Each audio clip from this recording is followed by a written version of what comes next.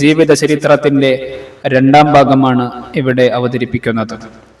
ഒന്നാം ഭാഗത്തിൽ നാം പറഞ്ഞത് മുത്തുനബി സല്ലല്ലാഹു അലൈഹി വസല്ലമ തങ്ങളുടെ ആ തിരുജന്മവും മഹദിയായ ഹലീമ ബീവി റളിയല്ലാഹു അൻഹ നബി സല്ലല്ലാഹു അലൈഹി വസല്ലമ തങ്ങളെ ഏറ്റെടുക്കുന്നതും മുത്തുനബി സല്ലല്ലാഹു അലൈഹി വസല്ലമ തങ്ങളെ പോറ്റാൻ വേണ്ടി ഹലീമ ബീവി ദൂരെ ഗ്രാമത്തിലേക്ക് മുത്തുനബി സല്ലല്ലാഹു അലൈഹി വസല്ലമ തങ്ങളെ കൊണ്ടുപോകുന്നതുമാണ്. ഹലീമ ബീവി തിരുനബി സല്ലല്ലാഹു അലൈഹി വസല്ലമ തങ്ങളെ ഏറ്റെടുക്കുന്നതിലൂടെ ഹലീമ ബീവിക്ക് കൈവന്ന നേട്ടങ്ങൾ, അനുഗ്രഹങ്ങൾ എണ്ണി എണ്ണി പറയുകയാണ് ഇവിടെ.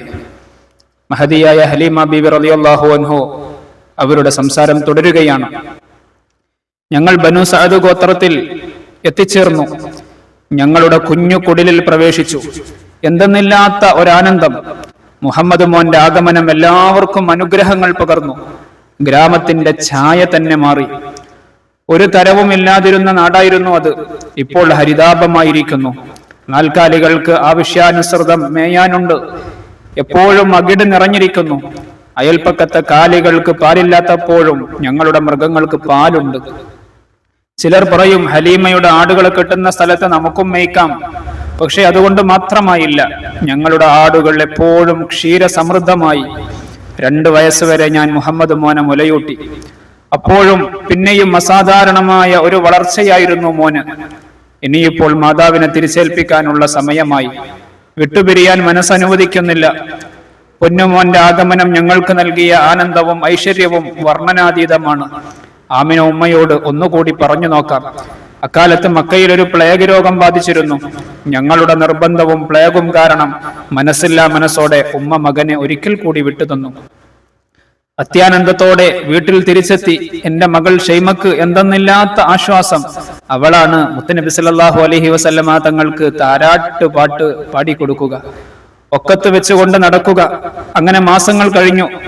2 കുഞ്ഞുമക്കളും പുൽമേടിൽ കളിച്ചുകൊണ്ടിരിക്കുകയായിരുന്നു.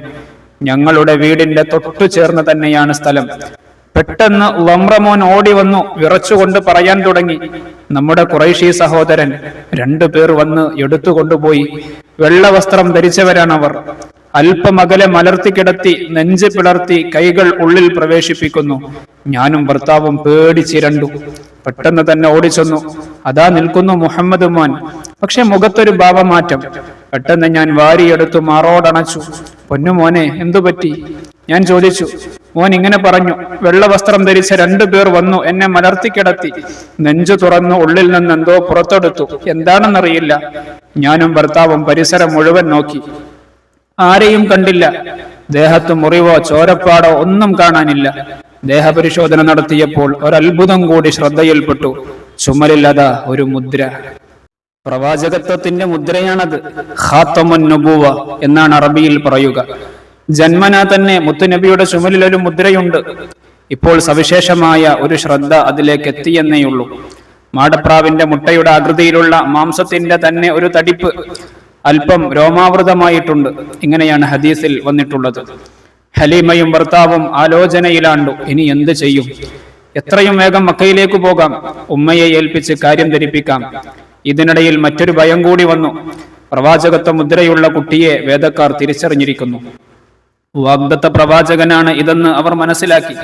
ജൂതന്മാർ ശത്രുതയോടെയാണ് നോക്കുന്നത്. ഹലീമ മകനെയും കൊണ്ട് മക്കയിലെത്തി. ആമിന ബീവിയെ സമീപിച്ചു. കാര്യങ്ങൾ ചുരുക്കി പറയാമെന്ന് വെച്ചെങ്കിലും ആമിന വിശദാംശങ്ങൾ തേടി. ഒടുവിൽ എല്ലാം ഹലീമ ബീവി തുറന്നു പറഞ്ഞു. ആമിന ബീവിയിൽ പക്ഷേ ആശങ്കകൾ കണ്ടില്ല. പകരം ഹലീമയെ ആശ്വസിപ്പിച്ചു. മഹത്തായ പദവികൾ എന്റെ മകനെ കാത്തിരിക്കുന്നു. ഗർഭകാലത്തെ അനുഭവങ്ങൾ കൂടി ചേർത്തു പറഞ്ഞു. എങ്കിൽ പിന്നെ മകനെയും കൊണ്ട് തന്നെ മടങ്ങാമെന്നായി ഹലീമ. പക്ഷേ ആമിന ബീവി അനുവദിച്ചില്ല. ഹൃദയപൂർവം യാത്രാമംഗളങ്ങൾ നേർന്നു. ഉമ്മയും മകനുമൊത്തുള്ള ജീവിതത്തിന്റെ നാളുകൾ. കുടുംബത്തിൽ എല്ലാവർക്കും പ്രിയപ്പെട്ട മോൻ. സമപ്രായക്കാരായി കുടുംബത്തിൽ വേറെയും അംഗങ്ങളുണ്ട്. പിതാമഹന്റെയും പിതൃ സഹോദരന്മാരുടെയും മക്കൾ, പ്രത്യേകിച്ച് ഹംസയും സഫിയയും. പിതാമഹൻ അബ്ദുൽ മുത്തലിബിന്റെ മക്കളാണവർ. 3 പേരും തമ്മിൽ സുദൃഢമായ ബന്ധമായിരുന്നു. മധുരിക്കുന്ന ഓർമ്മകളിലൂടെ 3 വർഷങ്ങൾ അങ്ങനെ കടന്നുപോയി. കഅബയുടെ ചാരത്ത് അബ്ദുൽ മുത്തലിബിന് പ്രത്യേകം ഒരു ഇരിപ്പിടമുണ്ടായിരുന്നു. കുട്ടികൾ ആരും അതിൽ ഇരിക്കുമായിരുന്നില്ല. എന്നാൽ മുഹമ്മദ് മോന് അവിടെ അധികാരമുണ്ടായിരുന്നു. ഈ പരിഗണനയെക്കുറിച്ച് പ്രമാണികൾ പലരും ചോദിച്ചു. ഈ മകനിൽ പല അത്ഭുതങ്ങളും ഞാൻ കാണുന്നു എന്നായിരുന്നു വല്ലിപ്പയുടെ മറുപടി. ആകർഷകമായ ഏറെ ഭാവങ്ങൾ മകനിൽ പ്രകടമായിരുന്നു.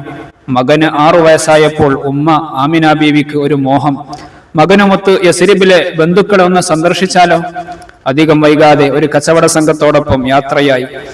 ആമിന ബീവിയുടെ പരിചാരികയായ ഉമ്മു ഐമനും ഒപ്പമുണ്ടായിരുന്നു. 2 ഒട്ടകപ്പുറത്തായിട്ടാണ് യാത്ര ചെയ്തത്. യസ്രിബിലെത്തി ബന്ധുക്കളോടൊപ്പം ദിവസങ്ങൾ കഴിച്ചുകൂട്ടി. മകനുമായി പ്രിയപ്പെട്ട ഭർത്താവായിരുന്ന അബ്ദുള്ള എന്നവരുടെ ഖബർ സന്ദർശിച്ചു.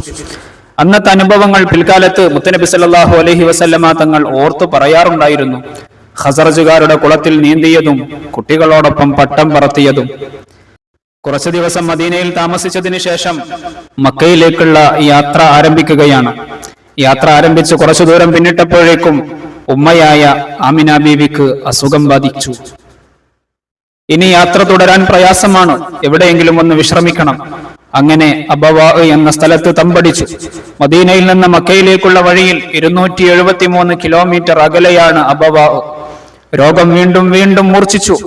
ബീവി ആമിന റളിയല്ലാഹു അൻഹ ഈ ലോകത്തോട് യാത്ര പറഞ്ഞു. ഗർഭകാലത്ത് പിതാവും ഇപ്പോഴിതാ ഉമ്മയും വിട്ടുപിരിഞ്ഞു. മുത്തനബി സല്ലല്ലാഹു അലൈഹി വസല്ലം 6-ാം വയസ്സിൽ പൂർണ്ണ അനാഥത്വത്തിലായി. അവസാന നിമിഷം ഉമ്മയും മകനും നടത്തിയ സംഭാഷണം ഏറെ ചിന്തനീയമായിരുന്നു. മോനെ, ഞാൻ യാത്രയാവുകയാണ്. ഒരുപാട് നന്മകൾ അവശേഷിപ്പിച്ചാണ് ഞാൻ പോകുന്നത്. ഞാൻ കണ്ട സ്വപ്നങ്ങൾ പുലരും. അങ്ങനെയെങ്കിൽ മോൻ മനുഷ്യകുലത്തിനാകെയുള്ള പ്രവാചകരാണ്. ചുടുചുംബനങ്ങൾ നൽകി മകനെ നല്ലപോലെ പരിചരിക്കണമെന്ന് പറഞ്ഞ് ബറക്കയെ ഏൽപ്പിച്ചു.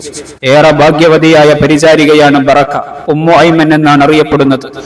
മുത്തുനബിയെ ഏറ്റെടുക്കാൻ നിയോഗം ലഭിച്ച മഹദി അവിടുത്തെ ബാല്യവും കൗമാരവും യൗവനവും നേരിട്ട് കണ്ടു. പ്രബോധനവും പലായനവും നേരിട്ട് അനുഭവിച്ചു. പ്രാഥമിക ഘട്ടത്തിൽ തന്നെ വിശ്വാസിനിയായി. പ്രവാചക സന്താനങ്ങളെയും ശേഷം പേരക്കുട്ടികളെയും അവർ പരിചരിച്ചു.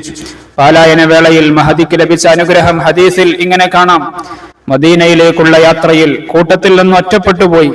കുടിവെള്ളമില്ലാതെ മരുഭൂമിയിൽ അലഞ്ഞു. അതാ ആകാശത്തു നിന്നും ഒരു ബക്കറ്റ് അടുത്തേക്ക് വന്നു. ദാഹം ശമിക്കുവോളം കുടിച്ചു. പിന്നീട് ജീവിതത്തിൽ ഒരിക്കലും ദാഹിച്ചിട്ടില്ല. മുത്തുനബി സല്ലല്ലാഹു അലൈഹി വസല്ലമ തങ്ങളിൽ നിന്ന് നേരിട്ട് സ്വർഗപ്രവേശനത്തിന്റെ സുവിശേഷം ലഭിച്ചു. നബി സല്ലല്ലാഹു അലൈഹി വസല്ലമയുടെ പരിചാരകൻ സയ്യിദ് റളിയല്ലാഹു അൻഹുവിന്റെ ഭാര്യപദം അലങ്കരിച്ചു. മുത്തുനബിക്ക് ഏറെ പ്രിയപ്പെട്ട ഉസാമയുടെ ഉമ്മയായി.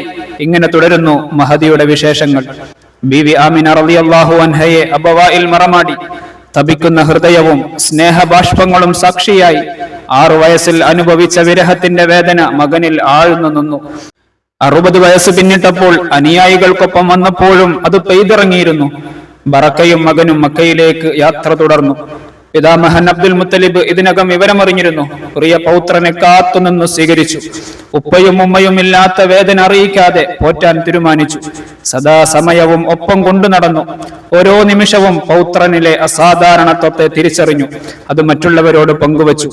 ചർച്ചാവേദികളിൽ അഭിപ്രായമാരാഞ്ഞു. പറയുന്ന അഭിപ്രായങ്ങളിൽ അഭിമാനിച്ചു. ഒപ്പമിരുത്തി ഭക്ഷണം കഴിക്കൂ. മക്കളും പേരമക്കളും എല്ലാവരും എത്തിയാലും മുഹമ്മദ് നബി സല്ലല്ലാഹു അലൈഹി വസല്ലമ തങ്ങളെന്ന കൊച്ചു മോനില്ലെങ്കിൽ സമാധാനമാവില്ല. ഇടയ്ക്കിടെ ഉമ്മു ഐമനെ വിളിക്കും. എന്നിട്ട് ഇങ്ങനെ പറയും, ഉമ്മു ഐമൻ, എന്റെ മോനെ ശ്രദ്ധിക്കാതിരിക്കല്ലേ. കുട്ടികൾക്കൊപ്പം സിദ്റാ മരത്തിനരികെ മോൻ നിൽക്കുന്നത് ഞാൻ കണ്ടു. അക്ഷരാർത്ഥത്തിൽ സ്നേഹം കൊണ്ട് വല്യപ്പ മകനെ വീർപ്പ് മുട്ടിച്ചു. ആ തണലിന്റെ തളിര് മുത്തുനബി സല്ലല്ലാഹു അലൈഹി വസല്ലമയും നന്നായി ആസ്വദിച്ചു. അങ്ങനെ നാളുകൾ നടന്നു നീങ്ങി.